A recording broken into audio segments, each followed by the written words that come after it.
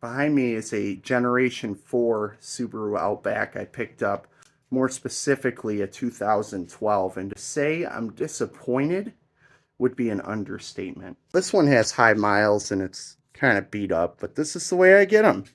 I've always gotten my cars like this, and I've just resuscitated them back to health. And more specifically, this one is the 6MT manual transmission 6-speed. Subaru's more robust manual transmissions. Allegedly the best they ever came out with, but here is the thing. I don't see an e-brake here. Guess where it is? It's here. It is literally a button. Are you kidding me? Are you kidding me? So I have to pull the e-brake and hope that the car decides to activate it for me. Really? What happened to what was wrong with the lever? I mean, was it really that expensive to manufacture one with a lever? What are you doing? If you're getting in an accident and your brakes fail and you're sliding towards something, you're going to be reaching for a lever. Most of us are anyway, because that's what I'm used to. I'm not going to be fumbling around for a button and hope it works. That's just one thing. The plastic intake manifold. Yeah, newer Subarus are coming with these. I don't know. They flow better. They move more air. They're smoother on the inside. But I like the aluminum. Why? Aluminum is a heat sink. It wicks off heat.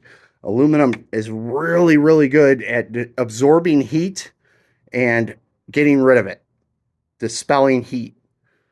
Black plastic? Well, let me tell you, I really don't understand why these manufacturers are going black. Black is the worst color. Black attracts the most heat. So you're attracting more heat with this. You're heating up your intake air instead of reflecting it with a lighter or white intake manifold. I just don't, I don't trust the plastic. But that's just a minor detail. And the rust on this thing already, it is absolutely crazy. My Gen 3 has 230,000 miles on it, and it looks nothing like this. This thing is rotting everywhere.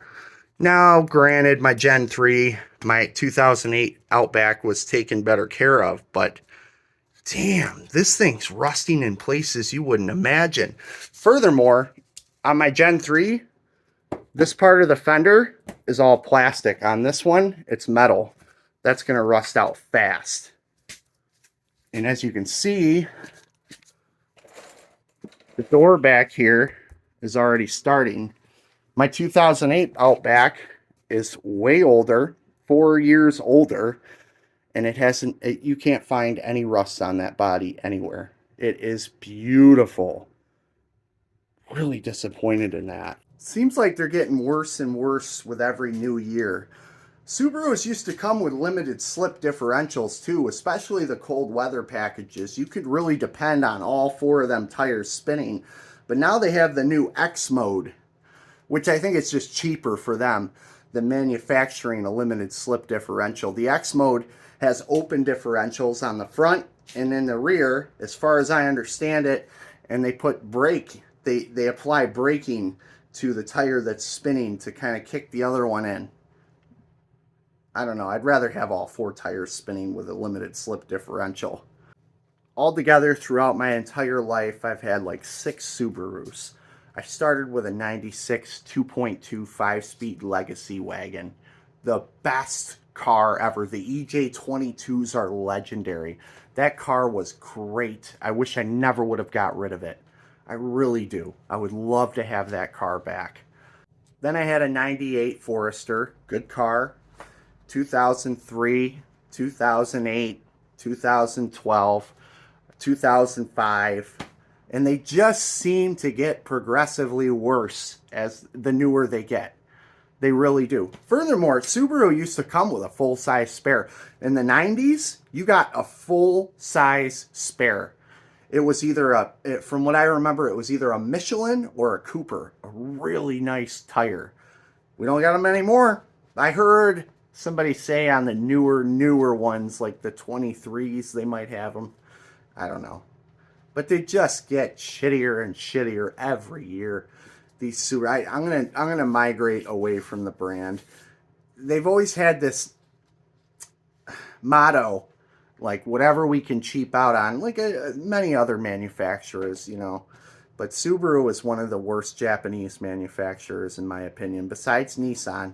Nissan's pretty bad too. And their engine designs, Subaru's engine designs have always been pretty bad. You know, pretty dumb from the start.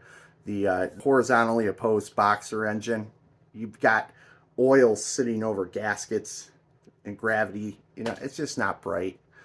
Not in my opinion. Pistons wearing on one side more because of gravity. The i4 is the best way to go. The most legendary engines are the inline 4s, the inline 6s. You ever notice that? Pistons right up, evenly wearing, rings evenly wearing in the cylinders. I don't know. Thoroughly disappointed in these Subarus. If you can relate, let me know in the comments. Questions, comments, concerns, let me know. Every one of my Subarus I have worked on, I have been through every detail on them. I taught myself how to DIY work on all these. I've rebuilt engines. I had to rebuild 4 Subaru engines until I finally got one right. It was 3 or 4. That first couple blew up. One was an oil burner. And then I finally got the last one right. It's still running today. But yeah, transmissions, engines, all of it. I've been through these cars top to bottom, and I'm just very disappointed with the newer ones. And I'm probably going to be migrating to Honda or Toyota eventually. Maybe something diesel, older diesel. I don't know. I'm not getting anything new. You know, they all seem to be going to shit. Every brand. I'm not sure about Toyota or Honda, but all the other brands, you know, just cheap, cheap, cheap, cheap. How can we take more from our consumer and give less? It just seems to be going to there. So I don't care how good they look or if I'm sleek or modern looking. No, I'm going to drive something dependable that I trust, that's built well. And more than likely, it's going to be older. Thank you for tuning in. You stay frosty. Don't do anything Jesus wouldn't do. And I will see you on the next one.